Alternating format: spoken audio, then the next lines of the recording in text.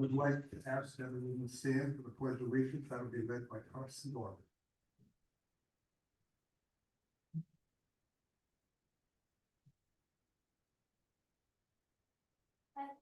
Allegiance to the flag of the United States of America and to the republic for which it stands, one nation, under God, indivisible, with liberty, justice for all.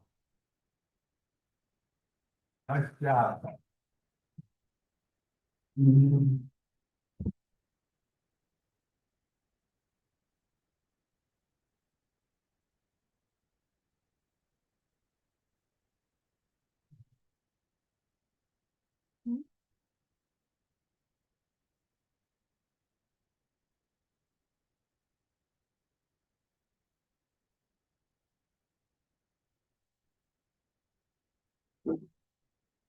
Shout out to Don White.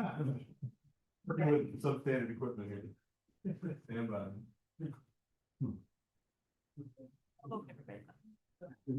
It sounds like it's working. Don't move.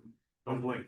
All right. I would just like to give a shout out, John, the coach training, we've talked many times about having a place where we could hold our meetings and, at least have, an audience that could hear what we're saying and we get feedback, and we're able to get information back.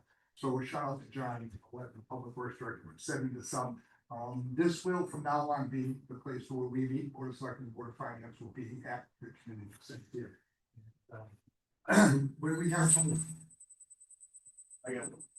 We have public comment.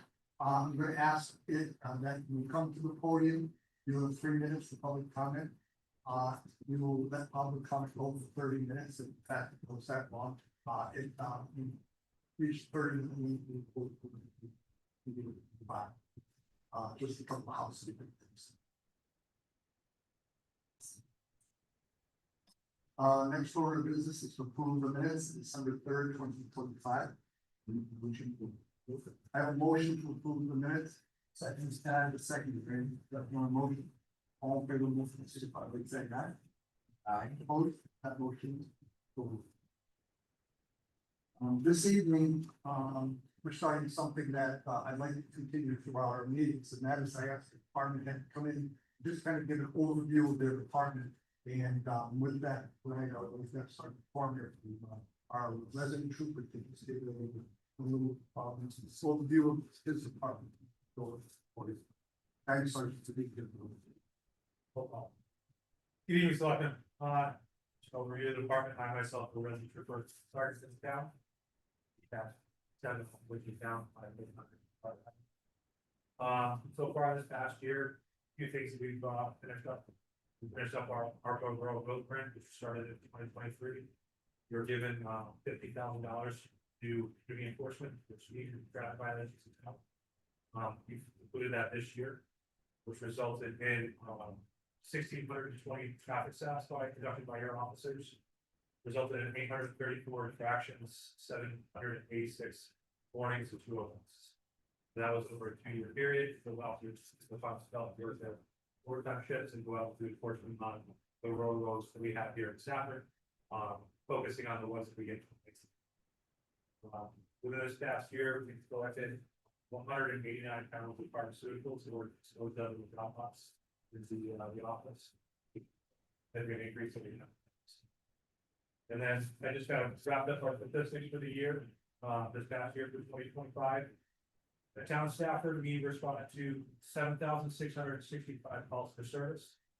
78% of those were answered by the constables we have here in town. There's 149 accidents in town, 16 OUI arrests, 277 line calls, 5,500 non-reportable incidents. Just to clarify, those are patrol checks, any sort of service calls that don't require a report to be written. Any contact, we don't need to hire.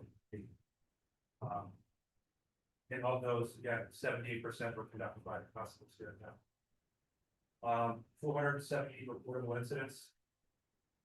And of those, there was 16 domestic violence arrests. 108 cases resulting in arrests. There were 1,700 stops here, and 90% that's by possibly towns. 850 driven lives and 750 in tracks. And also throughout the year, we conducted 36 community engagement activities. That's us going out to neighborhoods in that neighborhood town. Any of the patrol events or, food just the out. Such as trying to those being part of the community. Just engagement. Pretty much an overview of our department. That's up with all of our training. Or the information.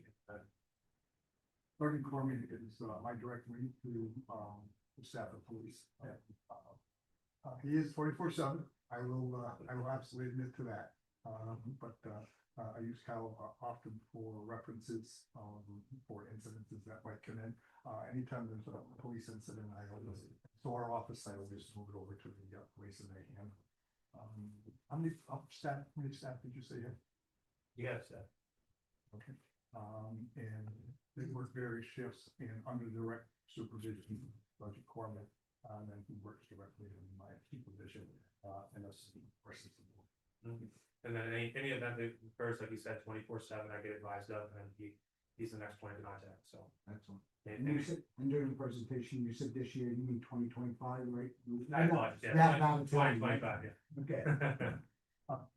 Budget Corman was involved, as I was in developing, a new recordings, a data sheet that we actually log all of the stuff that happens in Stafford that was not always the way it was, that's actually coming, correct? Mhm. And, now we get the stats to our office, exactly what the sergeant, delivered to us this evening, and it's helpful. You can see the hot spots, you can see the areas that, types of incidences we have, they use it to gauge, where and when they put police and how often they go back.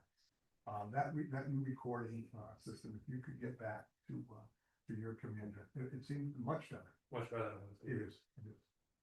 I would have one question. What struck me was the amount of domestic violence arrests in town. Mhm. And I was wondering, in comparison studies to towns our size, are we We're off much the higher. charts? We're much higher than our surrounding towns. Okay, all right, yeah, that doesn't look good. It's not. Thank you. Yeah. No, that's it. Sorry, thanks for coming in, and I appreciate that you taking the time, and of course, thanks for the job that you and your staff. It goes unnoticed sometimes. We see it more relevant at the town hall. Appreciate your service. Well, Thank you. thank you. Next item, as you'll remember, we tabled was the a request for tax abatement for daycare. Lara did write me an email and I'll read it, dated January 5th, 2026, January Board of Selectmen's meeting. Hello, I was at the last meeting regarding the tax abatement for child daycare. And it was supposed to be on the January agenda for the selectmen's decision. Unfortunately, I cannot make the meeting as I have a Zoom for Charter Oak, as I'm going to be starting classes in January. And of course, the first meeting is on a Wednesday at 5:30, so I would not see attendance in the meeting in person. I do want to thank you for considering my request and look forward to hearing back from you regarding your decision. My understanding from this email is that she was requesting us to move on the decision this evening. And I'm open to hearing, and by the way, I have a packet for anybody who needs to refresh it. Now we're opening up the discussion on your thoughts. And this, of course, is in regards to a request for a tax abatement for daycare in town. I think because of the budgetary issues that we've gone through and everything, this would be opening a door to it. It is a business. It's not a nonprofit. And she is a very dedicated person for the families and stuff, and need people like that. So I would lean towards the no vote on this. I'm kind of sensitive to our state government's requests for unfunded mandates, and this is not an unfunded mandate, it's an unfunded approval. And, I gave it some long thought, and I thought about it while I was at work, and I'm a carpenter, and we're running out of carpenters in this town, and I thought, you know, I'm sure everybody can think about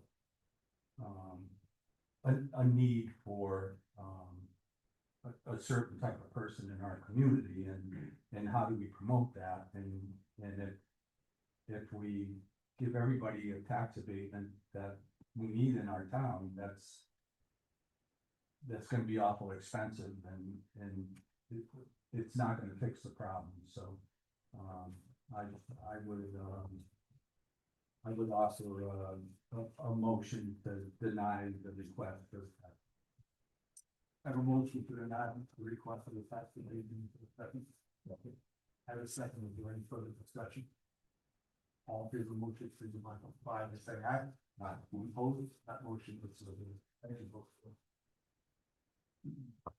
Next order of business is I've had a request from a small business maker, for, requiring space or looking for space. I'm gonna ask, Ryan Harrington to come up and get the presentation as a presentation on something that he met with me on, and I was kind of intrigued on it, and I'll turn it over to you, Ryan. Good evening, thank you for your time. I'll keep this short, I actually prepared a packet and, I actually give you these for, we won't go through it page by page tonight, Thank you. out of respect, but, Thank you. yeah. I don't know if you're familiar with a makerspace, but the idea is like a community of makers, builders and such. I think after seeing, the Staffordville School, I thought would be a great location. What I propose would be to focus on the sewing. I have about 30 years in the sewing and textile business, and that's where I have equipment and expertise. So, you know, woodworking, metal shop would be outside of my wheelhouse, as they say. So my proposal from where I stand would be to try to support a makerspace in the sewing and textile capacity and fit with the town's, you know, culture, textile mills and such, and craftsmanship. That, there is funding for grants for a makerspace, but it seems like, I don't know, there's still questions on how that would fit, because I'm not quite sure of the space that would be available in Staffordville or anywhere else, but, the other thing I would say is that having been a member of makerspaces, they tend to be run by, individuals, memberships, like a nonprofit. And, what I'd like to see is something more supportive of small business, more entrepreneurial, where it's more focused.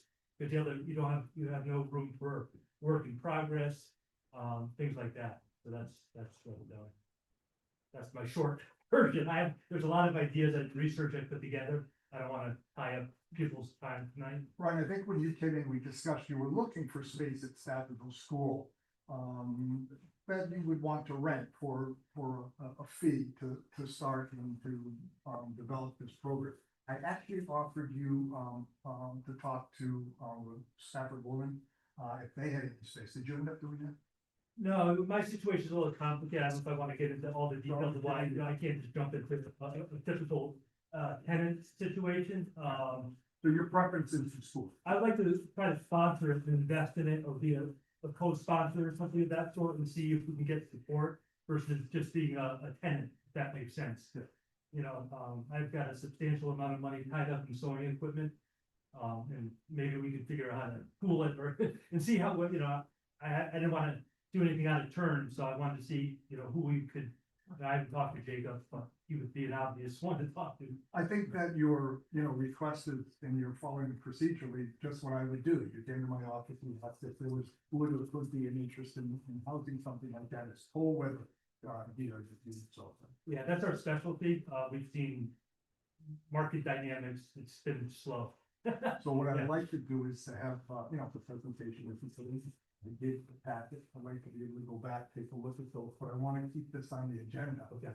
So we could follow up. Okay. You want to contact if we have any questions? I have my card and everything in there. Yeah. Yeah. Okay. Do you have any questions? Any questions, bro? How much of the school what it, consume. After seeing it, my thought would be to start with, 2 rooms, one for cutting in fabric and the other one with some sewing machines and. That would be my thought and see where it goes from there. I'm not quite sure how much space is actually available in the school. It seems like the Arts Commission needs, and it seems like there's a lot going on still. It's a work in progress, Yeah, for yeah. sure. I think we talked, I had, Ryan go over and just toured the school. There was a added building. Was that of interest to you, the back part, or was that not?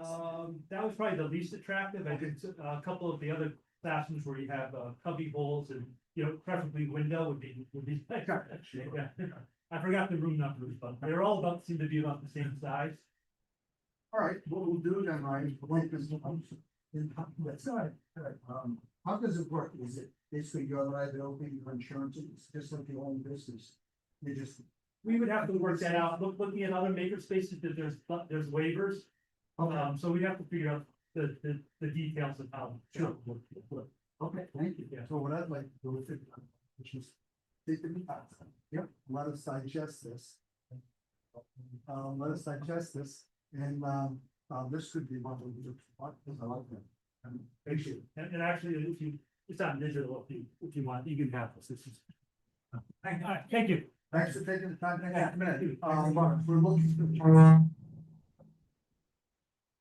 We're looking for things like this, Ryan, on this type of thing, and in the grand scheme of things, we're looking, for ideas to sound the school. Okay. Well, thank you. Thank you. That's a good. So, So next, do we need, motion for approval? and so I think if you don't mind, we'll, just keep them, we'll digest this and we'll, ask you to come back with one meeting. I think we should, this is something that, at least if there's an interest, we continue to present. If the EDC, I don't know if there's EDC meetings, that would be helpful, I'd have to. I have to mention July, but we do have a fairly active, BBC. I think that we should be, if we start with this, maybe there's some other avenues that might be the thing. Thank you, gentlemen. Yes, thank you. Next order of business, I've asked the public works director, to give us some, updates, but most importantly.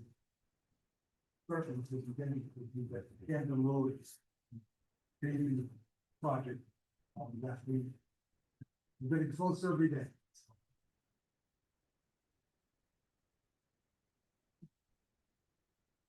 So in front of you, I have, 3 quotes for Hampton Road, I prepared a letter recommending, Galasso. They came in as the lowest bidder. And just to explain the quotes a little bit, all 3 quotes, all contractors came out, viewed the roads, made their own estimations. The other 2 contractors, they came in around 35,000 yards. The Galasso came in at 43,000 yards, so at an increased yardage, Galasso came in at cheaper cost.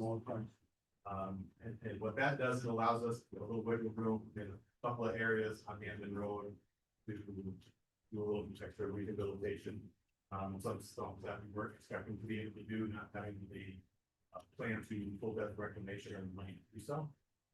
So for doing, I have that plan and recommending lots of materials for that.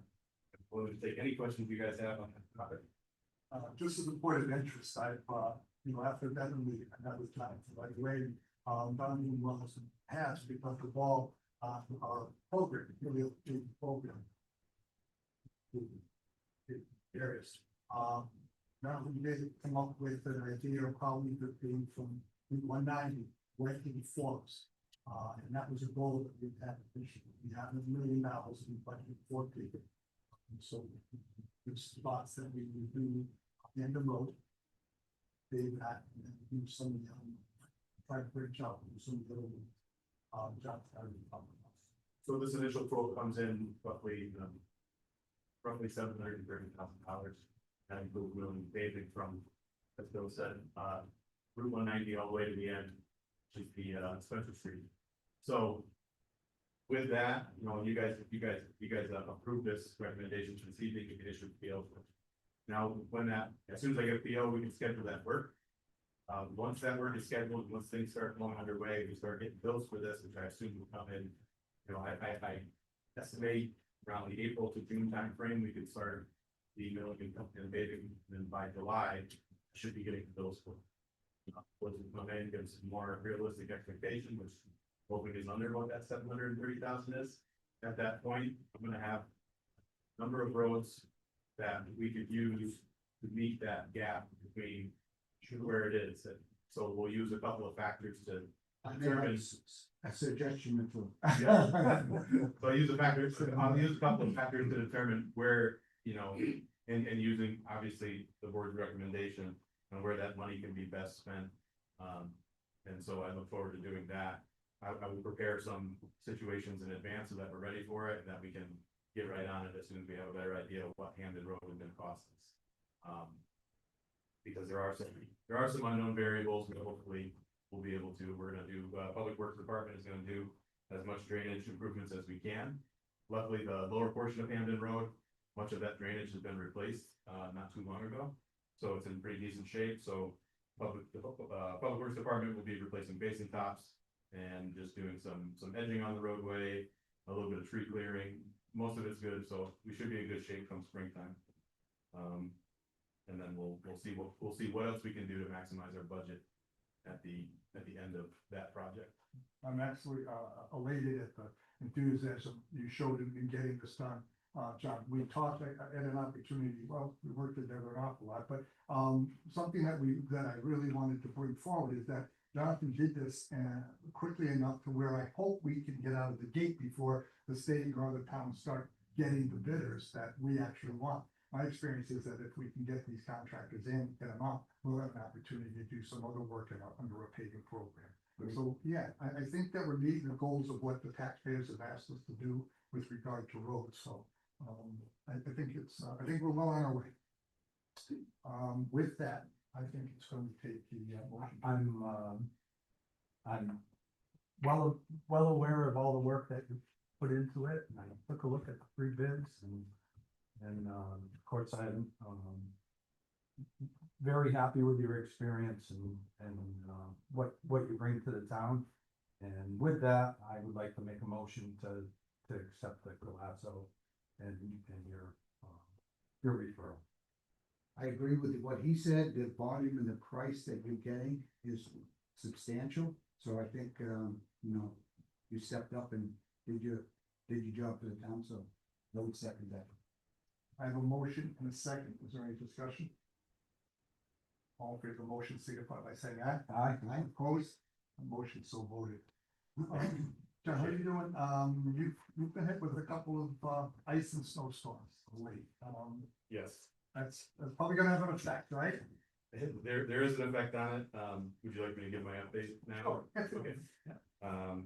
So while I'm up here, so just a couple of, what Public Works is up to in the last couple of months and what we're looking forward to. So the capital major projects, of course, Hamden Road, which we spoke about, so I won't continue on that. Gulf Road is being submitted for funding through CROG for the LASSET program. Once again, it was submitted back in 2015. Things kind of got thrown by the wayside. Leonard Road Bridge became a source of issue, and so now we're back to it. Luckily, we're utilizing some engineering that was completed back in that time and it's been refreshed. I actually just received it in my email from the engineer today. I'll be submitting that to CROG, and hopefully we can get the ball rolling on the Gulf Road section, because that's a point of contention for a lot of residents that travel on that road. And if I could, John, that's a collector road. Correct. I'd like to just, we might want to explain.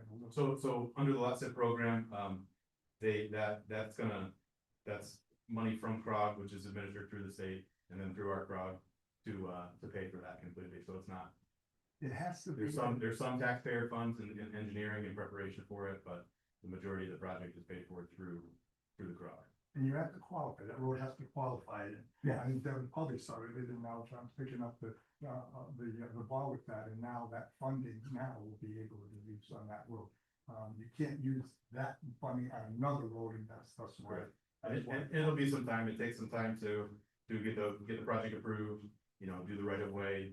All the stuff that you need to do in order to do a full reconstruction of a roadway. That's what that project will be. It's a full reconstruction. I expect upwards of $1 million+ if not. And does that pretty much go from Handle to Boyer? The entire portion of Stafford Gulf Road. All right. You want us to do Wellington too? I believe it goes a little past Boyer to where our town line is. Okay. I think Ellington and Summers have done parts of their section already.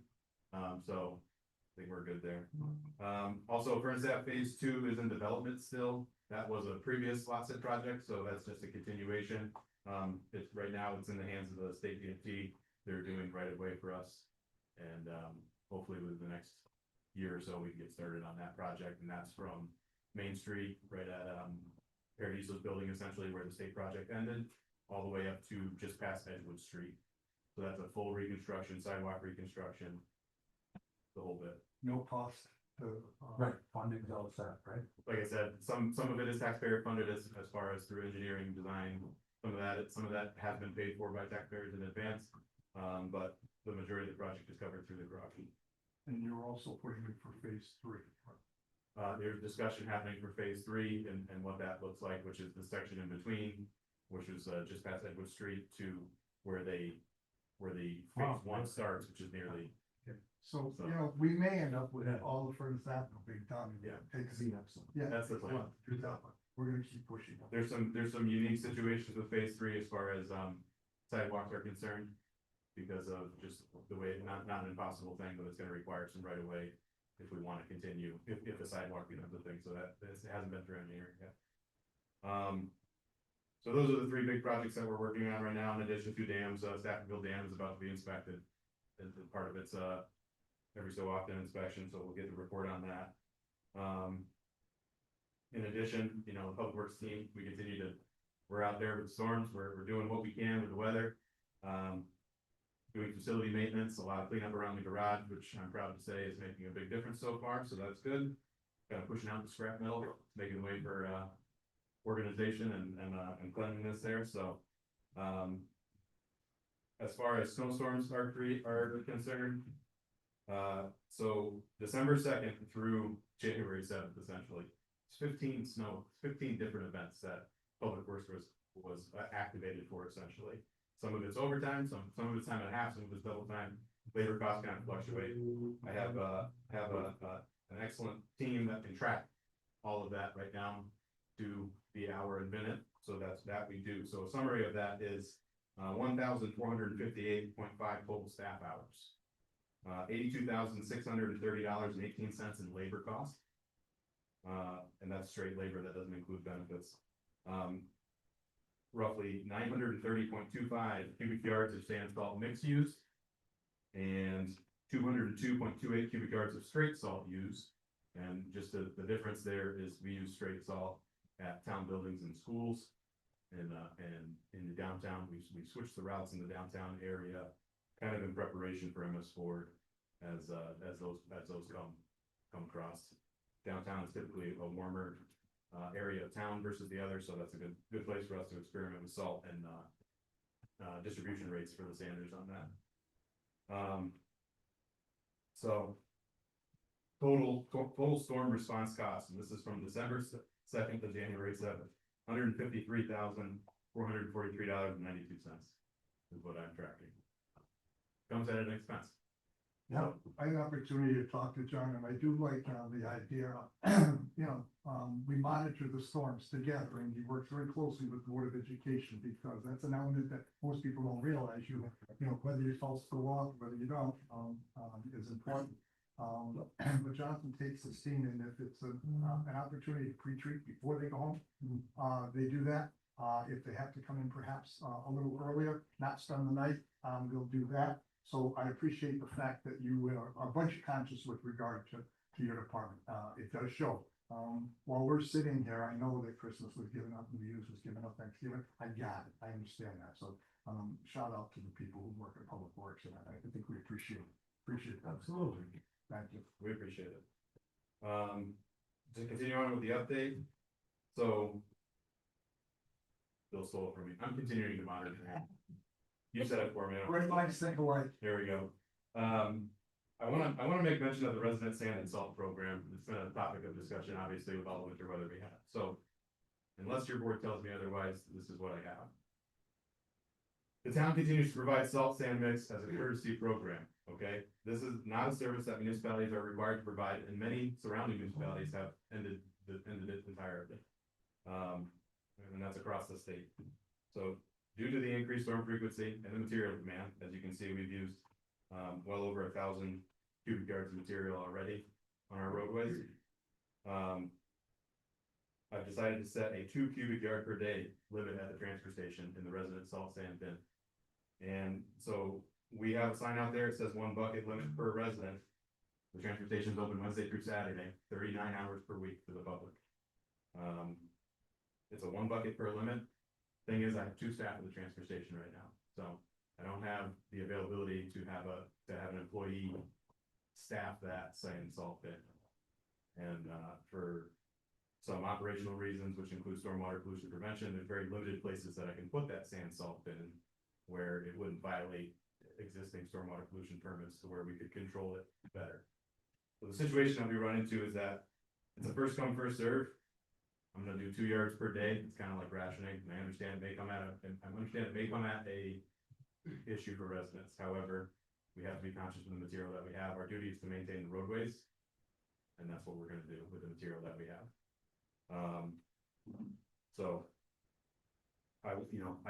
unfortunately, residents are out there, they're filling up trash barrels, they're filling up trailers, they're filling up all sorts of stuff.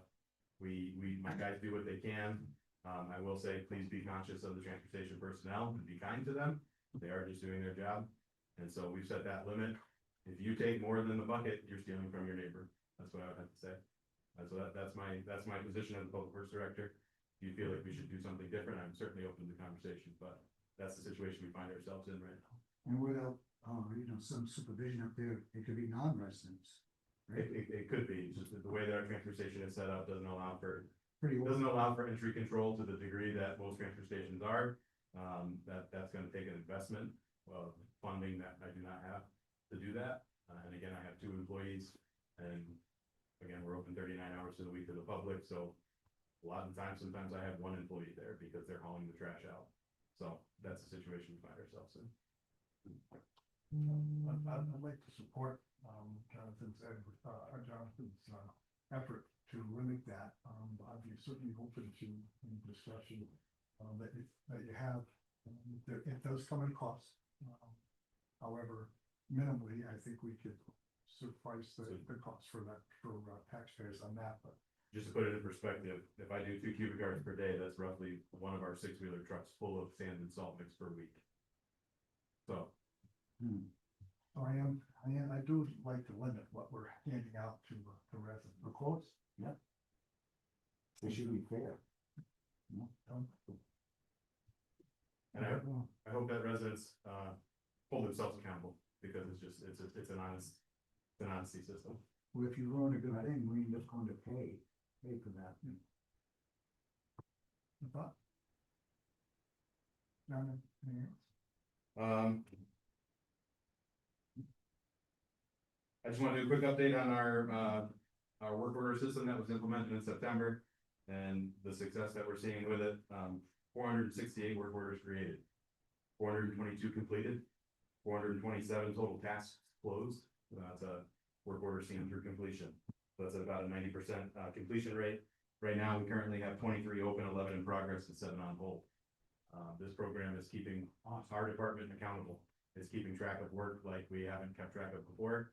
We're out of the memo books and into a database, and everything's tracked asset wise. So every road has a history. So I'm very proud of that. And again, just big shout out to the whole department. They stepped up quite a bit through the winter storm and all the hours they worked over the last 2 weeks of holidays. So just want to thank them and know that they're doing a great job. You did that. I'm sure all that information that you're taking in that portal is just a trend. So I really appreciate the way that you set it up. Yeah, it's the opportunity for residents, to follow up on everything. I think we should. Okay. Yeah, works nicely. It's there. Anything else? Anything else for John, I wanted to ask you, how are you doing with the sale of the equipment? You know, you're real. The storm's kind of put us behind, the frequency of the storm's kind of put us behind. Yeah. I'm looking to auction in March. Okay. So we're consolidating that equipment, we're determining whether it's worthless. Some of the stuff is worth it just for us to take it to scrap yard based on the scrap rates. So some of that stuff we want, I'm not talking full vehicle or anything. It's scrap. Yeah. Operational. So I plan on doing an auction in March. It's not that set yet. Collecting other equipment from other departments, the police department, full of them. The fire department has a couple of hazmat trucks. So we'll be managing that. That will be done on the deals that we ended up using for that. So that'll be open to the public as they're doing, we'll make it out to the public, we're doing it now. But I will continue to bring you obsolete lists to approve. I hope to have another one for you this evening, but it's sort of thing. Got to put it on the back burner. Good job. Thanks, John. Thank you. Thank you, sir. And sorry, everyone, for buying yourself. Next order of business is, absolute goodness of one event, that would be, correspondence dated December 11th, 2025, is the act that is, actually, equipment that we purchased from, Fort City. Actually, before I go on, I would like, I didn't actually give John the plus, I do, diligence with his request for the nobody's like this. I'm giving them some thought. Yeah, okay. Okay. If we're gonna take it up, we gotta help with the problem. Okay, we'll take it clear. In fact, I didn't get off track. Absolute equipment is one of it.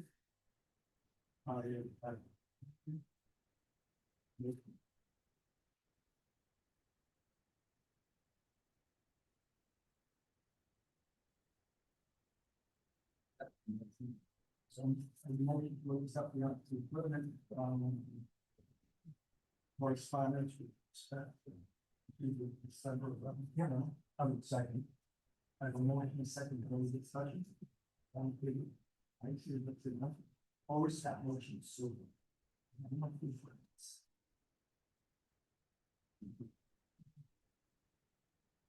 You know this? Yeah. Yeah. No, yeah. Okay, 1/7/2026, the appointments, Stafford Housing Authority, we got Mark Mayman. 5-year term to expire 1/31/2031. Family Services Advisory Board, Anthony Armland. And Scott Sugarman, 1-year terms to expire 3/1/2027. Economic Development Commission alternates, we got Tracy Dallaston, John Turnberg, 2-year terms to expire 6/30/2027. Arts Commission, Michael Lee Scott Jr. Filling expired term expires 3/1/2028. And Water Pollution Control Authority, John Wetton, Phil, unexpired term to expire 10/15/2026.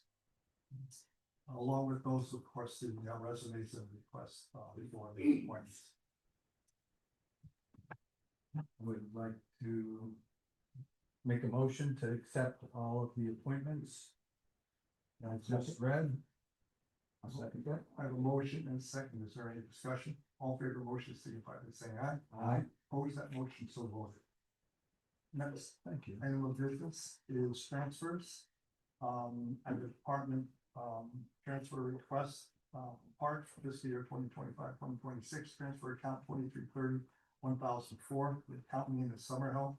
Transfer account 2330-5103, field marking paint, transfer amount, 7,245.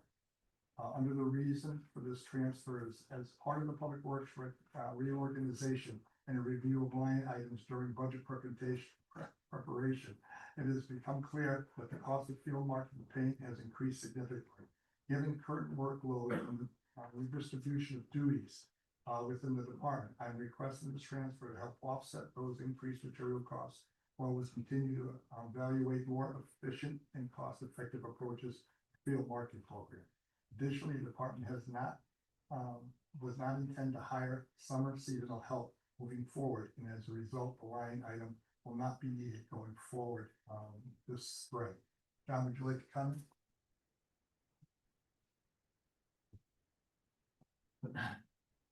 The park department does an excellent job, with all the line painting in town, Olympic Field, all the soccer fields, the high school, so on and so forth. So we've come into a situation, I don't know if anybody's familiar with putting fields in. It's a difficult thing, it can take hours, if not a day or two, to put one field in, to make it square, to make it perfect for those individuals. So what I'm doing is, we were over on paint last year. Because of how much paint we're putting out there to keep the fields up. I'm looking at technology, I have a plan moving forward to address that situation, to reduce man hours with some new technology, and hopefully to reduce paint by about 50%. So I'm hoping to use this to offset next year's painting, or into the spring as well. We do have some left over, but I'm hoping to use this transfer to better allocate and then prepare for next year. And then next year, but when I invest in this newer technology, we will have more availability in parks, hence not needing the extra summer help that we do typically, that we have in the past. Sometimes we've used it, sometimes we haven't. So taking that line to make this year investment, I think I can make a reduction next year. Make you happy, so hopefully we can do that. So that's what we're looking Things for. in the works. Yep. When you say paint, is that lime? Is that the? Lime for the baseball fields, regular, it's field marking paint, which is a water-based paint that goes And then on football, soccer, football, so on and so Okay. forth, so. The specific equipment that we're looking at is called it's a field painting robot. It's all done by GPS. There's a small subscription for it, but I think I think the amount of paint that we use to keep the fields in will essentially, it's gonna decrease in half. So we put a lot of paint on the fields, we don't lose them. Grass grows, we have to cut the grass, you have to repaint the field. Mhm. When you have a technology such as this field painting robot, say for example, there's a team not playing on field for a month. We don't have to paint it for a month, and it's not gonna take us, 15 or 20 man hours to put it in at that point. okay. It's gonna take us, it's a matter of one employee going there and going, time to put it in, here you go, and watch it do its thing. So hopefully to reduce the man hours, reduce the labor requirements that we have in the summer. Of course, Parks Department is out there constantly trimming. We have a lot of fence line to trim at the complex and around all the other parks at school. So hopefully this is gonna help offset some of that and make this part of their job just a little bit easier. So that's the intention of this, is to make that investment this spring and get that program started and then move in, and I can make a good determination that we're gonna reduce how much money we need for line painting in the future based on how we use it. Were we gonna partner with Porter on that? Jonathan, did we discuss that? Yep, we gotta have a discussion with Okay, Mr. Sugarman on that. okay, yep, so once again, it could be benefiting both the Board of Ed and the town. Sure. Awesome. Thank you. Thank you. Yeah, I make a motion that we get that transfer, but. Oh, So the motion would be that we would, move the Board of. yes, okay, all right, yep. So the motion is to move this transfer, because I thought it was that Board of Finance.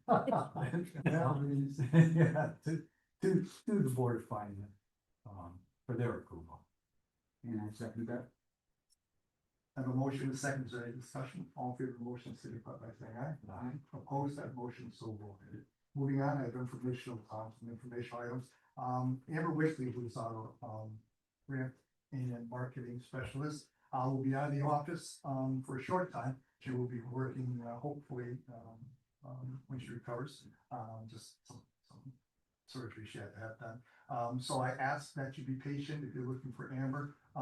If you can't get a hold of her, call my office, and Beth and I will try to help you out with your situation. We don't expect her to be out too long, but as you know, Amber is a pinnacle of many of our grants, and continues to work hard at getting Stafford as many grants as we can. So I wanted to bring that up and I'll let you know that. I don't get an opportunity very often to give shout outs to some things that happen around town, and it's, very, very minor to most people, but I was happened to be involved in a vehicle go, out of the parking lot into a river, or at least a river bed. Just a couple of, Henry happened to be here, happens to be one of them, not one from there. George from the pizza place, just citizens jumped into action. It was fortunate that the individual was not hurt, at least hurt very badly, but some people did some things that just ordinarily would not expect people to do. Certainly, somebody jumping down off the wall, holding the lady until we got there, was monumental, making the call, getting things started. Those are types of things that we just did take for granted. I want to give a shout out to everybody. Wilmington nameplate was up the street and there people came running down. I just want to give a shout out to the people, the citizens of the town who just do what they do without even asking for recognition. So with that said, I just thought that was important to mention. January 26th, the community center will be relocated back here, senior community center back here. There's been a request that maybe one of the departments stay up there, but the community center and the senior center will be back here on the 26th. Special thanks to the building department who moved them there and moved them back. And as you remember, we've made some modifications. If you haven't noticed, this room has been painted, the sidewalks have been redone, and all the paving has been redone. So a credit to the building department, and of course, once again, Public Works for getting it all done. And incidentally, getting it done under a grant that was that had to be massaged so we could have so we could have voting here. So I just want to let everybody know, as of the 26th, everybody will be back here with regard to the community senior center. Anything else under information? Am I forgetting anything? Okay, next I'll move into public comment. I didn't excuse me, I didn't say that, so there's public comment, just please give your name in your address. Any public comment? Moving on. No, I'm sorry. Please come to the scene. Sorry, Don, I didn't see. Donna Wright, 95 West Stafford Road. I just want to understand, I understand that Route 190 passes right through Main Street. And I also understand that we haven't had a lot of snow this winter, although we've had a substantial amount of ice. So what is the policy for cleaning up Main Street to remove the snow along the curb line, which parking is already very difficult? So what is the policy for the town regarding, because I believe that some people who have stores on Main Street might even plow their snow out of the way of their area, push it and pile it up, and leave it there. So I mean, If you don't mind, I'll ask Jonathan just to give us a history on what we do with that. And as you said, Don, that is the state road that one that comes through Main Street. Sorry, Jonathan. That's okay. So it is a state road. We appreciate the businesses and the residences on Main Street that do clean up their front lots. The town owns some of the sidewalks and we take care of those, obviously. It is a different situation. I'm actually in discussion with Bill about this very thing, to see what we can do to better manage this. No decisions have been made as of yet. So, but, it's gonna take some coordination with, the state. It's gonna take some coordination with the property owners on Main Street, and I think we can work towards a solution, but right now, the policy is when it gets to a certain point. What that point is, I don't have a concrete answer for you. When it gets to whatever point we get to, we call Public Works in. And it takes roughly 10 or 11 guys, maybe 12 guys, I'd say, with dump trucks and loaders and small equipment on the sidewalks to push the snow out into the road. We usually start at about midnight. It takes 5 or 6 hours to go from the town, from the post office all the way up through and around the corner, to get that snow out of there, and we haul it down the street to the open lot off of River Road. So that's what we currently do. I don't have a concrete answer on what point we do that. right. But I can tell you that it is, many other residents have spoken out about it, and it is it's something that I think we should address. I just don't know what the right course of action is, so Right. I'm gonna default to, the leadership here. My first thought on it is that we're gonna follow up first with the state, first right of refuse. State road is gonna ask them, to get a load out the issue we have with that, of course, is parking. Looks like it's a surprise that there's parking problems on Main Street. We'll have to clear it and then I'll ask the state to come, if they won't do that, or it's just, it is getting done. We'll work it out. And I think we do need to talk about what we can do in the future. First right of refusal, I want to go to the state and ask them to do it. Whether it's weekends, nights, I've been in the state service a long time, they do other areas. So let me ask that first. If that is just absolutely no, then Johnson and I will talk with the department heads and see what we can do to get it cleared. While we're on that, I had a call from the sergeant in Public Works over the weekend. We have parking bans in effect when it snows. However, they're not always being followed. I just want to remind everybody that the parking ban is just so we can eliminate some of the issues that we were just talking about and certainly get the road clear. We have no alternative during the parking ban. It should be known, if it's gonna snow, just make sure you don't park in that area on Main Street. And if not, we have to ticket, we have to keep the road open and the waterways open. My thought is once we get the road where it's cleared by cars, it would be much easier for me to fight for a loader coming from the state and or worst case scenario. And sorry, I appreciate your patience with, I know that's not an easy job, ticketing somebody who's there, but in some cases, there's been a car there that I've seen through 2 snowstorms. So Is it a ticket and toll? it's a ticket, right? Sorry. Or tow. Yeah, tell it their discretion. Okay, Do all right. the store owners shovel the sidewalk and put it into the road? Is that what we expect them to do? They're doing it, I don't know. That's kind of what happens. I don't know what the expectations are. That, No, I mean, you do that on a sidewalk on a road. Yeah. Really do. as far as the town ordinance is concerned, property owners have 24 hours after the storm to make their sidewalks passable. So if that includes pushing some of it onto the curb line, sometimes that is the case. So Pretty difficult.